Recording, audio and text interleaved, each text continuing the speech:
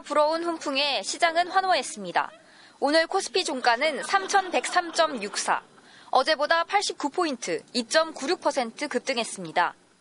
코스피 지수는 지난 2021년 이후 약 3년 9개월 만에 3,100선을 넘어섰습니다. 지난 금요일 3,100을 뚫은 뒤 하루 쉬었다 3,100선을 곧바로 돌파한 겁니다. 코스닥 지수도 2% 급등해 11개월 만에 800선을 넘었습니다.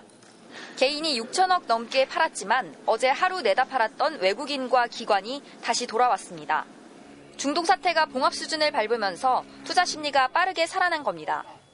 최근 한 달 동안 코스피 지수 상승률은 약 20%.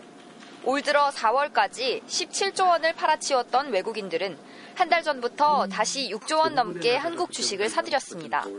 달러가 약해질 때는 미국 자산을 들고 있는 것보다 미국 이외의 자산을 들고 있는 게 유리하기 때문에 외국인 투자가들이 한국 주식도 사고 있지만 증시로 자금도 몰리고 있습니다.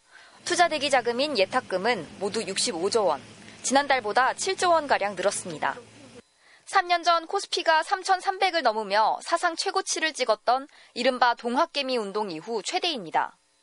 빚을 내서 투자하는 신용거래 융자 잔고도 20조 원을 넘었습니다.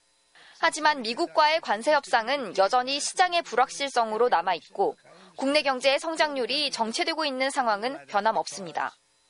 지속적으로 글로벌 경기가 좋아야 수출이 좋고 그걸 기반으로 해서 그 기업 이익이 좀 개선이 돼야 되는데 그게 또 안 되고 있죠. 전문가들은 단기간 급등한 만큼 조정 가능성은 언제든 있다고 분석합니다. 하지만 모처럼 찾아온 증시 활황에 시장은 일단 달려가는 분위기입니다. MBC 뉴스 남효정입니다. 자, 그럼 경제팀 이준희 기자에게 더 물어보겠습니다. 자, 이 기자. 네. 이러다가 진짜 코스피 4천 그리고 말하던 이재명 대통령이 말하던 5천 시대 오는 거 아니냐 뭐 그런 얘기 나오는데 시장에서 당장 얼마나 오를 거다 뭐 이런 예상들 나옵니까? 네, 시장의 전망은 일단 긍정적입니다. 내년 상반기에 3,600까지 갈 거다. 이런 전망도 오늘 나왔고요. 네. 외국계 투자은행이죠. JP모건은 3,500까지 오를 가능성도 있다. 이렇게 전망했습니다.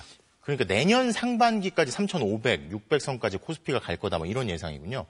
자, 근데 사실 한국 경제가 갑자기 좋아지긴 어려울 거고 그럼에도 불구하고 긍정적인 전망이 나오는 이유가 있을 텐데요. 네, 오늘 JP모건 보고서를 보면 네. 이 3,500까지 갈 수 있다고 거론한 근거 중 하나가 새 정부가 추진하는 상법 개정안이었는데요. 네. 상법 개정의 가장 큰 골격, 그러니까 주주 권리 강화입니다. 네. 주식회사의 이사가 충실해야 할 대상에 회사뿐 아니라 주주도 포함하는 거죠. 예를 들어 설명을 해드리면요. 한국 증시 저평가의 요인 중 하나가 바로 쪼개기 상장인데 그동안 기업들이 좀 성장을 하면 핵심 사업 부문을 분할해서 떼어내고 중복 상장하는 일이 종종 있었습니다. 그러면 당연히 모기업의 주식 가치가 하락하고 주주들 이익은 침해될 수밖에 없고요. 상법이 개정되면 이런 쪼개기 중복 상장 추진이 어려워집니다. 자, 뭐 집중 투표제 얘기까지 나오니까요. 또 배당을 유도하면서 대주주에게 이익을 주는 또 방안도 있고. 그렇습니다. 자, 그런데 제도 개선이 저평가를 막고 또 기업 문화 변화에도 영향을 주는 것도 있지만 당장 진짜 중요한 게 기업 실적 자체가 어떻게 되느냐 이것도 있잖아요. 네, 물론입니다. 한국은행은 얼마 전 올해 성장률 전망치를 1.5%에서 0.8%로 대폭 낮췄습니다. 그러니까 지금 전망이 썩 좋지는 않은 상황입니다. 정부가 경기 부양에 나서 내수가 회복된다고 해도 지금 수출이 좋지 않은 상황인데 기업들의 경쟁력이 회복되어야 하고요. 네. 특히 코스피 대장주인 삼성전자 같은 기업의 실적 개선이 필수적이겠죠. 그리고 미국과의 관세 협상도 여전히 변수로 남아있기 때문에 이 부분도 지켜봐야 합니다. 네, 경제팀 이준희 기자 잘 들었습니다.